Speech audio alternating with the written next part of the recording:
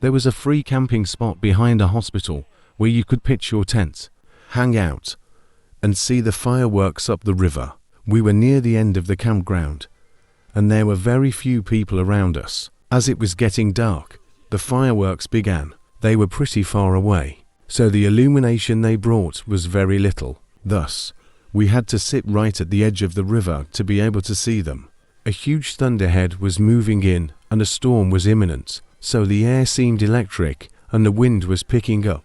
The atmosphere was eerie to say the least. The police boats herded all the other boats off of the river and had left our area to do that elsewhere. Most of the other campers walked up the river, have a better view of the fireworks, but Sarah and I stayed back and were drinking PB at tall boys and kicking it. Suddenly, we heard the sound of a paddle methodically dipping into the water. We saw a figure steering a canoe about 20 meters offshore. Sarah decided to go get more beers from the car, leaving me alone to stare at this mystery person. And then, of course, they whistled at me. My entire body was frozen and covered in goosebumps. It was the exact same whistler from my childhood, more than a decade earlier.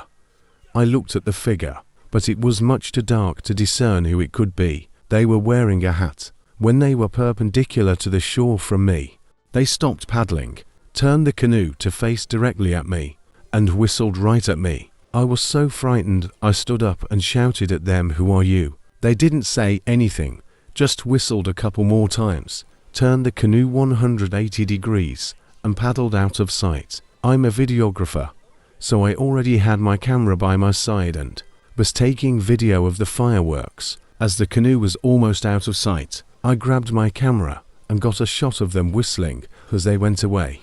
When Sarah came back from getting beers, she was very confused as to why I was so freaked out. When I explained, she was freaked out a bit too. I was convinced we would both be murdered that night. How did this whistling person follow me after 14 years, all the way to South Dakota? Was it a coincidence? Why was it the same whistling noise? Who was that person and where did they go? So many questions still unanswered. To this day, I'm more afraid of being outside in the dark where I might hear that whistling again. I'm open to any explanations.